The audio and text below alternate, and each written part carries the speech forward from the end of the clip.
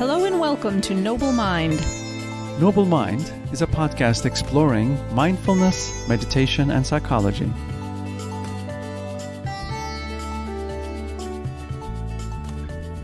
Hello there, Noble Mind listeners. We are excited to be back with our newest episode. In it, Alex sits down with Lesley Huff for a second in-depth conversation exploring a range of themes, including the importance of paying attention to how we use the tools of mindfulness and compassion so that we can use them to be supportive and healing rather than to manipulate our experience or express self-aggression. They also chat about being with stress during hard times, stopping habits of avoidance, and reclaiming our agency and power. Lesley Huff is a licensed psychologist and a certified mindful self-compassion teacher. She started the Change Through Compassion program and has practiced mindfulness personally for many years. If you just can't get enough of Noble Mind, you can follow us on Facebook, LinkedIn, Instagram, or Twitter. You can join our free Facebook group at facebook.com/groups/NobleMind, and you can also subscribe to our channel on YouTube. You can learn about upcoming events, get show notes, and also join our email list at noblemindpodcast.com. Enjoy the show.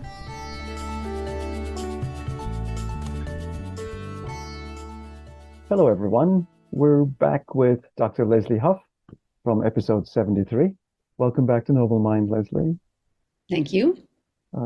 We would like to pick your brain on how to take mindfulness and compassion and apply it to our lived experience. So wondering what your thoughts are. Oh, absolutely. I think in many ways, as both a therapist and also as a meditation teacher, I'm constantly trying to both inspire people to be willing to try to be more present, to try to embrace more compassion for themselves and others, and yet at the same time trying to help them be aware of the tendency to sort of have striving kick up as we start to get into that. I think one of the things that is so helpful to remember is that, mindfulness and compassion are tools, just the same way that a knife is a tool or other things are tools. And how we use them is much more relevant than whether we're using them or not. Because in the same way that a knife can be used to prepare food and share a meal, it can also be used to do harm. And in the same way that these practices can be used to turn towards our lived experience in a way that almost is traumatizing itself, right? I often say to students, nobody gets a gold star for being masochistic in these practices. And at the same time, we also, probably more often than not, use these practices to either try to kind of avoid what our experience is, as well as also to manipulate our experience. And so I think that's one of the things, it's sort of, you want them to get inspired to want to try these, and then yet at the same time, trying to help figure out how to steer them towards a use of these practices that is actually going to be helpful for them. And there's probably a huger phase of unlearning, because so many of the things that we typically learn are, for how to improve ourselves or how to accomplish this goal or and the paradox in many ways of really trying to embrace and accept what these practices are is trying to lay those things down. So a lot of unlearning that definitely is at the beginning of the process and often throughout the process as we slip into old and familiar habits. So this is almost like a how-to manual to applying these teachings. One of the things I often say to, again, students and clients is that we have to start with reasonable expectations of what exactly it is that we're doing. I remember one time reading this article that said, if we approach mindfulness with the intention of trying to keep our mind as steady and present and focused as possible, having no exception for the mind to wander, then basically what this article asserted, what the author asserted, was that we're training ourselves to be snipers. And I thought, whoa, that's not what most people try to think of when they approach mindfulness. But yet, having this expectation that our mind is going to be like targeted and focused and steady on this, in some ways you sort of think, well, what exactly is that about? What are we focusing on and why are we focusing on it? So one of the things that I often say to folks is we've got to start with a reasonable expectation and understanding of what we're doing. And I think that this is really the fortuitousness of a lot of the neuroscience research into mindfulness is recognizing that if your mind is not wandering, then you're probably not conscious. I mean that as in like unconscious. Okay, right. Even, I remember one time listening to a meditation teacher that said, mind wandering, alive. Mind wandering, flatline. And so it's like, let's be really careful what we're trying to achieve here. So if we recognize that our mind monitoring the environment, which in many ways means kind of going into the past, assessing what has happened so that we can plan, and then going into the future and trying to sort of anticipate what may happen, recognizing that these are important and adaptive things that our mind does to keep us alive. They're part of our survival brain. And so if we can recognize that our ability to keep our mind in the present moment is about as likely as our ability to not blink, or our ability to hold our breath in perpetuity. Thank goodness our body blinks and our body breathes and our blood pumps blood, without us having to actively be involved. And so, of course, you and I could have a staring contest right now, or we could try to hold our breath and have a competition that way. We're aware that we can influence these functions in our body, but we can't completely control them for infinite periods of time. It's interesting also that I suppose one could be mindful of thinking about the past. Just because we're thinking about Napoleon doesn't mean we're not, we could be mindlessly doing it or something. Or the future, but there's this awareness that I am in the present thinking this, and these are the mind states that are coming up, and are they skillful? Are they ruminative? Yeah. In the same way that if I suddenly had to run up a flight of stairs, I could become aware that my heart is pumping and that my breathing has become shallow. And I can either choose to stay in that state, or I can pause and I can intentionally start to take some really deep breaths, knowing that it'll start to slow down my breath and slow down my heart, so that I can sort of influence in that moment and maybe come back to a state of centering. But once I've done that, I don't then have to continue to monitor my breathing and my heart rate. Now that would be what you're describing would be very, very good to communicate to people, because I think people are missing the map in a way, right? Well, I think even the part of where people say, I'm awful at this mindfulness stuff, my mind keeps wandering.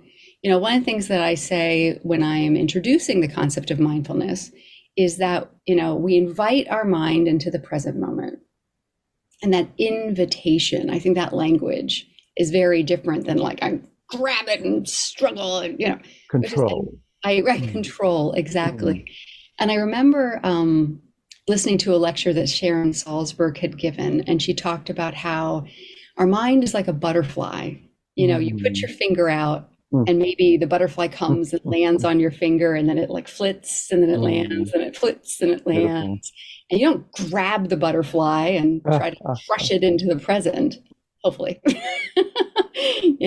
So I often will say, the moment that you are aware that your mind has wandered, that is the win. That is the mindfulness. That is the sudden awareness that I'm no longer in the present. And then you have a choice to make. You either can kind of continue getting pulled into the past or present, wherever your mind was going, or you can invite it back into the present. And that is the cycle of mindfulness. Invitation to the present, whoop, it's gone. Invitation to the present, whoop, it's gone. And so I think if we can start with that accurate understanding of what mindfulness is, then I think people are probably will find it a little bit easier to try to maintain a practice or start to build up a practice rather than so immediately feeling a sense of failure. Yes. I do remember struggling with that early on, that I can't do it. Right. Exactly. So that's why I think, again, it's just, if we don't have a good definition of what we're doing, we're probably going to go in with this inaccurate understanding. And, it's sort of like, I think Einstein said, don't judge a fish by its ability to ride a bicycle, right? And so in the same way, don't judge my mindfulness practice by my inability to keep my mind to do something it's not supposed to do. Wow. Yeah. So then inevitably, I suppose, we're going to approach the mindfulness and compassion enterprise in our characteristic approach, Absolutely. which itself contains the problem. Yeah. And I also, sorry.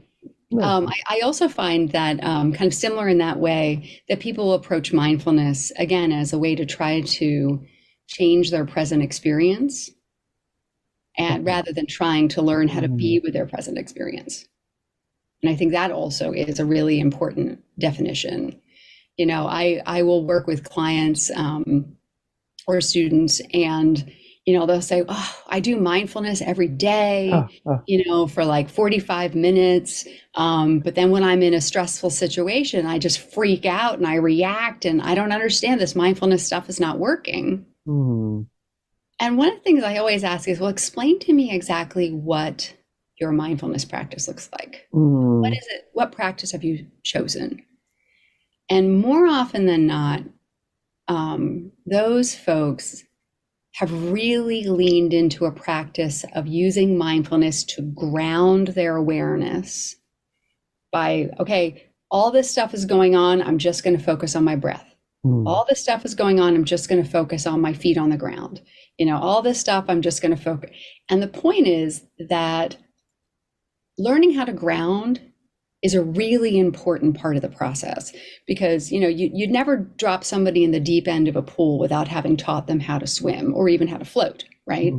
Or even doggy paddle, like just some of the basic things. And so in the same way that you don't want to just be like, let's explore the village of your mind, and not give them some sense of a way to tether themselves back to safety, right? And that's what grounding is. It tethers you back to safety. But if the only thing you're practicing in your mindfulness practice is just tether to safety, tether to safety, tether to safety, the moment you actually have to interact with the world, and you can't just kind of go back down into that place, you're going to be ill prepared, because you don't actually know how to navigate what's happening out here. Right. So then when our consciousness makes contact with something that is disturbing in some way for us. Yeah. So in that moment, how do we start to apply these tools to that situation instead of just going in the meditation room? Right. Right. Exactly. And you're saying grounding is a really important piece here. Oh, definitely. And how would you describe it? Is it bringing more awareness of the body, sensory experience? Well, I think that, one of the things that, in talking about kind of how does this actually look, like how do we bring this into practice? What is that old joke? It's like, how do you make it to Carnegie Hall? Practice, practice, practice. But you don't actually, just practice your scales and then stand in front of a huge audience at Carnegie Hall and do, re, mi, like over and over again, right? Wow, good example. Right, like those are the fundamental elements that you then use to be able to actually interact in a much more spontaneous way. And this is why one of the other key pieces I think that is important to talk about is, as humans, we are wired to not want to be in uncomfortable or painful situations. And again, from a survival perspective, that's incredibly adaptive. You know, if you have a broken foot, your body's feedback system says, don't walk on it, right? You know, if you touch a hot stove, your feedback system says, take your hand away. So that aspect of, ooh, pain, pull back from it is very, very adaptive. One of the challenges, though, is that our mind has both kind of a more primitive part of our brain that is more of that fast survival part. Yes. And then we also have another part of our brain, which is, you know, in the larger evolutionary scale of the brain, much newer. And that part of the brain allows us to be much more thoughtful, allows us to sit with nuance and paradox, allows us to discern certain things. And so the thing is that often that primitive part of our brain is just like, you know, make it stop as fast as possible, make it stop, it's dangerous, it's dangerous. Whereas really in reality, it's like, oh, that person hasn't responded to my text message yet. Which of course we've all had situations where it's like, did they respond? Did they respond? Or I'm refreshing my screen to see if I got an email response. Like we've all been there. Sure. Yeah. But it's 99.9% of the time, it's not life or death, right? Unless you're like, you know, your organ donor. I mean, like you're very often, it's not life or death. But our brain, the more primitive part of our brain, can't discern those things, right? So we have this wiring in our body that is based on quick, reactive, it's very adaptive, but it's not very nuanced. It's very black and white.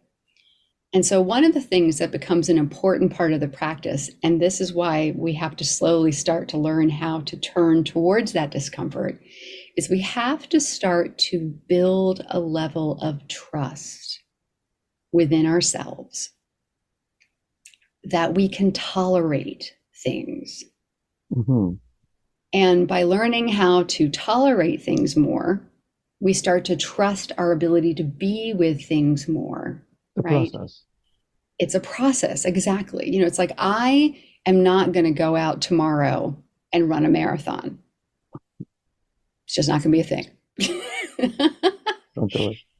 But if I were to suddenly change my mind, you know, like I could like save all of humanity if I ran a marathon. Like the stakes would have to be pretty high.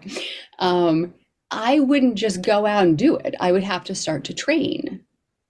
And then every time I was able to go a little farther, I would trust myself. And I may always start every run going, oh, this is going to suck. This is going to be the worst. And then by the time I got to the end, I could go, I got a little farther today. That's great. And so then the next time I did it, I would feel a little bit more confident in pushing myself a little farther. And it's through the act of doing it that you start to build that trust. So I suppose when we find our mind panicking, let's say, this is just really frightening. So it evokes something very frightening. So then the stress response has been activated. Yes. So I suppose we want to activate the relaxation response so that the frontal brain can start to come online more. Yes. Right. And then as that happens, so we're still in contact with the unpleasant experience. Let's say we're still having the unpleasant experience. I suppose applying mindfulness and compassion and soothing ourselves in that moment, so we can actually be with ourselves as we're having this experience. Right. Exactly. So going back to that example of the hot stove. So the part of our brain that, and again, I think Dan Siegel likes to make this little like brain model with your hand, you know, where it's like, this is the brain stem. This is the emotional center of the brain.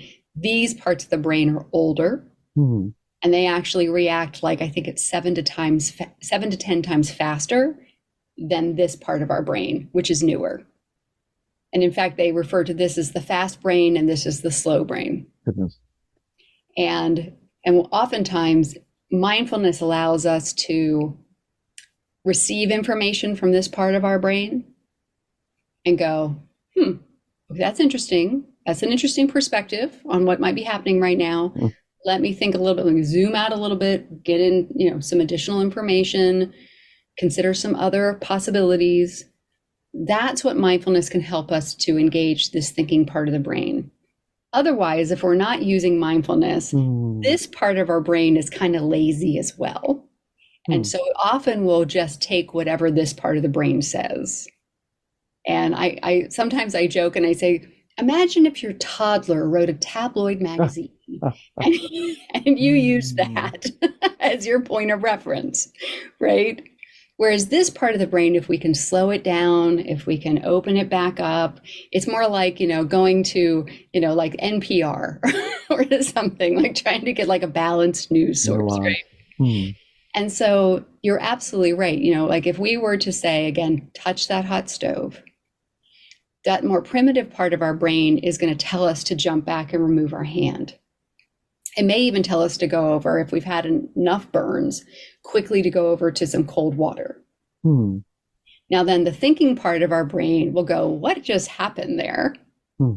And then decide, do we need to go back to the stove? Like, is our dinner burning inside and we need to get it out? Or can we just step away from the stove? But this part of our brain will say, okay, I got to go back in, but let me put an oven mitt on.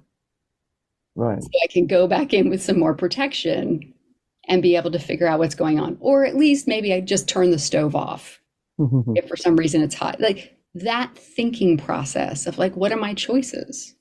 What's the level of danger here? How can I take care of myself? That's what this thinking part of the brain does. But we have to be able to enough to be able to access it. I mean, the other thing, I suppose, that's very helpful. But the other thing, I suppose, is that when the fight, flight, or the stress response kicks up, so then a lot of the interpretations of reality associated with that state are sort of toddler level perceptions. I'm being abandoned, or yes, I'm in great threat. I'm unworthy of love. All of those things. Yeah. And this is why that healing can't just be intellectual. Got it. But yet it takes a while to actually get down into those layers. One of the things I often say is, we can all sit there and read all the books that we want and, listen to podcasts and, even listen to this presentation. But the moment we suddenly feel, a sense of judgment or rejection or cruelty or disappointment, our mind doesn't go, oh, what did I learn on that podcast that I could apply in this moment? No, in that moment, all of that is gone.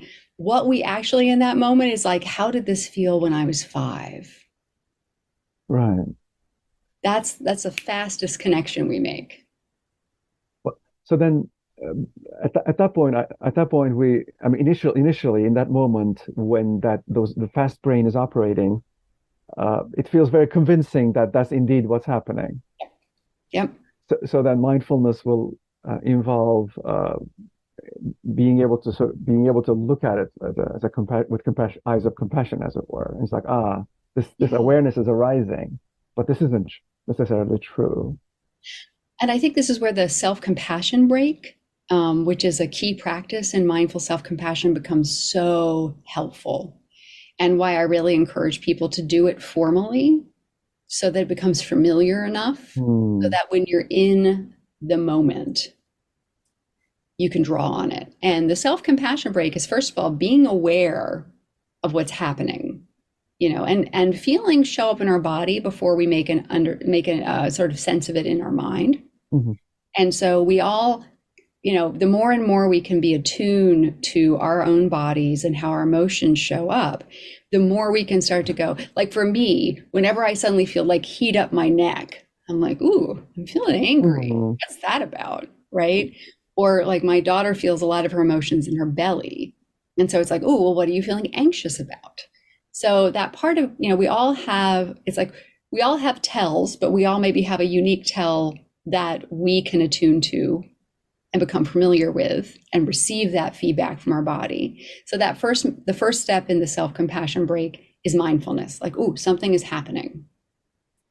The second step is, because of course, we're feeling often uncomfortable because, as Rick Hansen will say, was it that, the brain is like Teflon for negative, but Velcro for positive. So we're more likely to notice the uncomfortable feelings. And unless we are able to trust ourselves to be with them, we're going to want to get out of there as fast as possible. And one of the ways to get out of there is to start to concoct a story. And usually it's like, oh, this is happening because I'm unworthy of love, or this is happening because that person's a jerk, or this is happening because, right? We try to come up with a really simple, like you said, toddler versions, like a board book version of like what's happening. And we do That's that. What it got written. Right. Right. Exactly. Yeah. And the reason why we do that is because that survival brain does not like ambiguity. So it's going to go straight for like the simplest storyline. And it's better if it's the worst case scenario, because then we can prepare for that. Right. So we can notice that that's happening. And rather than starting to beat ourselves up, like, oh, I don't like this feeling, I shouldn't be having this feeling, why am I having this feeling? Clearly there's something wrong with me that I'm having, right? Shame, shame, shame, shame, shame spiral, right?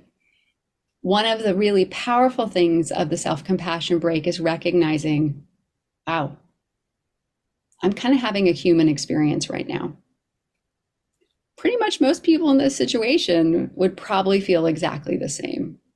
Like, I am not alone in feeling this. And so that also keeps that part of our brain open. This part kicks in when it feels shame. This part, can still, have enough ability to say, okay, this is human. And then the last piece is offering ourselves self-kindness. And again, we're not using these practices to manipulate our reality by saying, it'll be okay, it'll be all right. No, it's probably in that moment painful, hard, and it probably sucks. And so, eventually it'll work out. But in that moment, what we really more often need to hear is, ouch, this hurts. Like, what you're feeling right now makes sense. I believe you, right? We often look to other people and we want them to validate us. And the beautiful thing about the self-compassion break is we can actually validate ourselves and just say, oh, this is hard, or this hurts, or I'm here for you, or I am worthy of love. If that's the storyline, if that's the fear that kicked up. And those 3 steps are really, really powerful in keeping us out of falling into just using this part of the brain and being able to actually connect into this part of the brain. I also find that in my experience, sometimes the shame I turn outwards, and I'm angry at someone who's clearly being unreasonable. Yes, absolutely. Right. And I think applying sort of the same ideas, like, Rick Hansen talks about when we find strong suffering emotions in ourselves, treat that as the leaf and go for the log of that leaf. Yeah. And Chris Germer talks about how this very fundamental yearning for all of us is love me. Yeah. And being able to connect with that both for ourselves, love me, and for the other person who's perhaps acting unreasonably, or who knows how they're acting, but sure, they also are yearning for the same. Yeah. I think even just in the last couple of years, during COVID, the polarization that we all started to experience, one of the things that I personally tried to sort of keep a hold of is we are all afraid. Wow. And we're just finding different ways to try to deal with that. And that definitely, and again, recognizing that doesn't mean like, oh, yes, I see you're afraid. Please just suffer all over me. I mean, it's the difference between saying, I see you as a fellow human and I accept that this is where you are. I'm not picking a fight with reality, as Sharon Salzberg says. And at the same time, I'm going to set a boundary, or I'm going to step back, or I'm going to say, no, that's not okay. Hmm. Because there's a difference between accepting that this is what's happening and that this is what this person's going through, and tolerating how that's getting sort of expressed at me or to me. So it's helpful to be able to recognize the both and of that. That's a very big piece. Yeah. Right. Yeah. So and then when we are able to be with this part of our experience that is hurting, which is underneath the harder feelings usually. Uh, and I suppose part of it is just being with for a while and just feeling held and cared about and soothed. Uh, and and then yeah. You know, a lot of people, again, this gets back to that building the trust, building the, I don't want to say like endurance, but Mm-hmm. building the trust that you can be with your experience. You know, it's interesting. I remember, I think it might have been Pema Chodron who pointed out this, but she said all emotions, if left unresisted, Hmm. last about 90 seconds. And so if we allow ourselves to kind of ride through the emotion and get to the other side of it, it will usually subside. Oh. But more often, we start to resist it. We start to, write a story that is, again, very conveniently black and white with, really clear good guys and bad guys. And, we're one of them, either the good guy or the bad guy, depending on the day.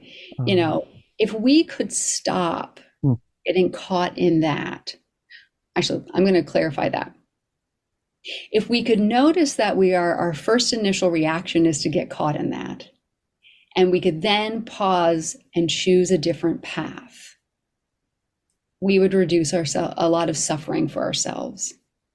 And the reason, again, why I kind of shifted how I said that is because, again, I think that with students and clients, no matter how much work they do, if they still find themselves in that automatic, immediate reaction is to go to that place that has caused them a lot of suffering, it's very easy to become self-judgmental. I haven't made any improvement. I'm not getting any better. This is still. And so I think, again, that part of like that piece will probably always be there. Kind of in the same way that, if you grew up in an environment that was very loud, if somebody slammed a car door, you're probably going to jump, right? You're not going to stop that. But what you do after that initial awareness of that immediate reaction is what your power is. But I suppose one of the tools mindful self-compassion emphasizes quite strongly is when the pain gets to the point, like when we can't be mindful with the pain, or we have the permission to switch out of it. Oh, goodness, absolutely. And yet, at the same time, the reason why we're stepping out of it is either because in that moment, I've kind of heard everything that pain has to tell me. There's not a whole lot of new information I'm getting from this. I'm just continuing to touch the hot stove and being like, yeah, this is pretty hot. I mean, that's not new information, right? The other thing is that recognizing that when we step out of it, it's to recenter, replenish, rest, so that I can actually go back in. As opposed to, whoop, let me get out of this and not ever revisit it. Now, I remember watching documentaries about volcanologists studying volcanoes, and and of course it's quite unpleasant and dangerous, and they have to wear gear and all this kind of stuff. But and they're there to understand. So it reminds me a little bit of that process, like you get close to it and you don't have to just stay there forever, you don't have to run away forever. So you take a break and then you can come back, but your understanding improves and your skills improve in terms of how to relate to this entity. Absolutely. Absolutely. That's a great example. And I think also that's also a great example because, if I got dropped in a volcano, my own response would just be to get out of there because I am not a person who studies volcanoes. And yet if I was a person who studied volcanoes, I would make meaning of why I was there, and it would feel purposeful. It would feel meaningful, would feel intentional, right?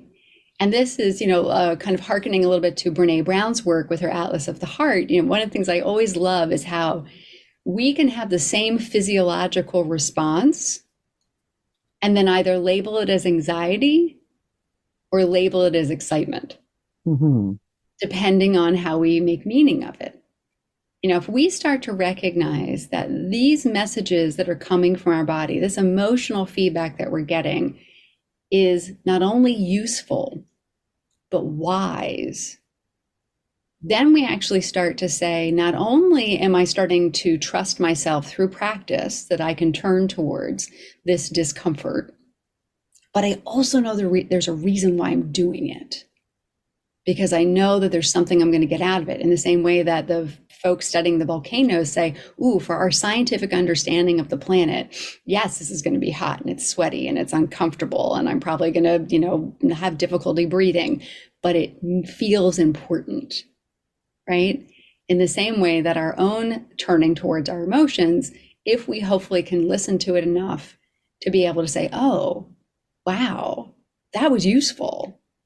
Well, then we start to feel a little bit more encouragement to turn towards it the next time. Well, what's interesting also, I think, is it's easy to get to a point to think stress is bad for me. This shouldn't be happening. Right. This is just unnecessary suffering. Why do I have to have this? Why do I get this hand in life? That sort of thing. As opposed to, okay, there's useful information here. Stress can be stress at the right level can be used to motivate and increase attention, let's say. So how do I work with this so that I can take steps as well as learn? Yeah, it's interesting What that is the information here? What's the if you look opportunity? if you look at a visual curve of stress, it doesn't just go straight up like this in terms as far as intensity and usefulness. It actually is a curve like this. So when we have a little bit level of stress, we're not particularly motivated or productive. When as our stress increases, our level of productivity actually increases. But then there's also a tipping point where the level of stress starts to decrease our productivity. And I like to use a lot of humor with my clients. And one of the things that I will often joke with them about, especially when they have a big change coming up, is I'll say, we've been here before, we know how this goes. You could either say, I see this change coming, I'm feeling a little stressed about it, and let me recognize that there are some small changes I could start to make now, so that I could maybe move beyond what is familiar, start to expand that, so that as I move towards this change, it feels a little gentler and it starts to feel like what was unfamiliar starts to become more familiar, right? And I realize I've started to expand my foundation so that when the change happens or when I need to make that change, I feel in a place where I feel more centered, I feel more competent, I feel more equipped, right? And then I also say to them, but we both know that's not what the path we're going to pick. The path we're going to pick is to try to pretend the change isn't happening. We're trying to ignore it. We're going to, engage in all sorts of behaviors to try to avoid the fact that this change is happening. As Anne Lamott says, anything we let go has claw marks on it, right? So we're going to make that change kicking and screaming, right? And then finally, we're going to just hit a wall and you have no choice but to make the change. Oh, I see. And the funny thing is, it's like we know the gentler path. Hmm. But it's that first initial part of, I don't know if I can tolerate the stress in order to start to make those slow changes. So I'm going to try to pretend it's not there Hmm. until I have no choice but to make the change. But the other key part of that, Alex, that's important is that if I am avoiding, and I hit a wall and then I have to make a change, who do I get to blame? Myself? Oh no, in that moment, I get to blame the wall, Oh, I see. right? But if I sort of thoughtfully try to make some changes, Hmm. and then I get to a point where maybe I miscalculated because maybe I didn't have enough information. And maybe, at the time, I forget that I made the best decision I could make with the information I had. Hmm. And so instead, I'm in the future and I'm looking back, judging my past self as if I should have known. And so now I get to blame myself. So there's a part here where when we basically abdicate all of our agency and power Hmm. and not participating and just letting things happen to us, Hmm. then we don't have to blame ourselves. And yet, what's the cost of that? Giving up agency and choice and life. Yeah. Yeah, I mean, and imagine waking up every day and feeling like you have absolutely no power to impact anything that happens to you. I mean, how terrifying is that? Yes. And Yeah. it is a human experience, but yeah. And so if we say, okay, well, I can't know everything, but what are the choices that are within my power in this moment? If we can be compassionate with our future selves, and say, okay, maybe I might make a mistake, but at least then maybe I'll learn and grow from that as well, So rather than I should have known. right. Yeah. So there seems to be a certain almost like similarities with exposure therapy in the sense that we're exposing ourselves to an unpleasant, Mhm. unwanted, dreaded experience and learning to be rational around it and compassionate around it with ourselves so that we can engage. Yeah, but even with exposure therapy, there are certain theorists who propose just sort of shoving the person through the exposure, Hmm. you know? And then there are certain theorists who say, you know what? The slower we go, the farther we go. Oh, And in going slowly, maybe we're not going at the pace that the clinician would like the client to go at, but the client is regaining whatever it is that they've lost, hmm. such as learning how to say no, learning how to trust how much they can tolerate, learning how to trust that they can stretch themselves, learning how to trust that they can make themselves safe by stepping back and taking a breath. And so, one of the things we often say in mindful self-compassion is how we practice is much more important than what we practice. Beautiful. Beautiful. Yes, there's that approach, and it's quite terrifying. Right? So, Yeah. I mean, I've heard stories of people kind of just getting shoved through exposure therapy, and it's like, all right, your session's done.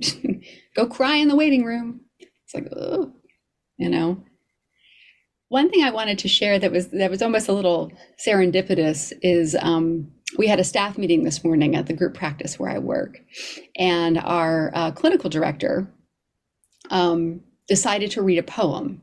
And this is probably, we have a couple poets who are on staff, and so poetry is definitely something that lives and breathes in our organization a lot. So he shared this poem, and it was a poem about our practice. And at the end, it was sort of the question of like, who'd written it? And of course, we were like, oh, is it this clinician? Is it that? And in the end, the answer was that it had been written by AI. oh, wow, wow. And That's so, GPT. Yeah. yeah, we had a pretty lively conversation about how in some ways, yeah, having AI be able to do things like detect cancer, or be able to, check water systems, or be able to, like, all these different kinds of things are great. But then we just started kind of saying, wow, when we start turning to AI to really engage in such a deep human process, like writing a book or writing a poem, in some ways, it's kind of, the reason why I'm bringing this up is because in some ways it's a little bit like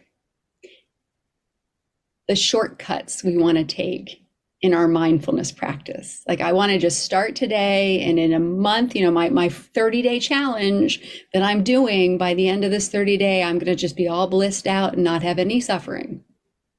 And so I think it's helpful to recognize that, we are living in a world that really emphasizes productivity. And in that productivity, we value shortcuts. And it's so helpful to recognize that these practices, these paths that we are talking about, are in many ways the opposite of that. They aren't about arriving someplace. They're about being on the journey. They aren't about superficial shortcuts. They are about learning as we go along, and our wisdom and knowledge expanding with each new experience that we have. And so I think it's helpful also for us to be kind of gentle with ourselves, to recognize that trying to consider living in that way goes so against the grain of everything we're bombarded with all the time, that it's not always the easiest thing. And so it's helpful for us, and in essence, another way to practice, another moment to practice compassion, to be patient with ourselves. Beautiful. So the journey of applying mindfulness and compassion to our lives is one of unlearning our previous habitual approaches. Yeah. And sort of dismantling those, and then retooling ourselves and relating to the entire project in a very different way. Yes. And it doesn't mean that we don't have goals, or we don't have values, or we don't have things we're trying to accomplish. It doesn't mean suddenly it's like, oh, I've given up on life and I'm just going to meditate because this is the only moment. I mean, we're not saying that. We're just saying that in order to move ahead, you can't be 12 steps ahead of yourself. I mean, maybe if 12 steps ahead of you, it's going to be snowing. Yeah, maybe perhaps it'd be good for you to pack some snow gear. But it doesn't mean put the snow gear on now, because somewhere 12 steps down the road, it might be there, right? Because then you're not actually paying attention to what's in front of you now and getting that feedback, because who knows? You might actually think you're going towards the snow-covered mountains, and then all of a sudden you get to a point where you could actually make a turn to the left, and now you're on the beach. And it would be pretty awful if you had that snow gear on, right? But it's good you have it in your backpack. But that allows you to have more of that spontaneous response to the feedback that you're getting each moment to moment from your environment. So you're still living, you're still engaging, you're still moving ahead. We're just doing it in a way that actually is probably more efficient and effective than all of these other, the sort of, for lack of a better way, the propaganda we've been given about, plan ahead and be prepared and live here. But a lot of that comes from this part of the brain as well. Very, very helpful insights. So thank you so much for sharing these with us and our listeners. Well, I really appreciate the work that you are both doing to try to get this information out and helping give people, things to contemplate and think about as they try to figure out how to bring these practices into their lives. So thank you. So much. Thanks for listening today. If you enjoyed this episode, we hope you'll hit subscribe, leave us a great rating or review, and spread the word. You can also go to noblemindpodcast.com to join our email list. You'll get a weekly behind-the-scenes message, news, announcements, and other special goodies we come up with just for you. Thanks for listening, and bye for now.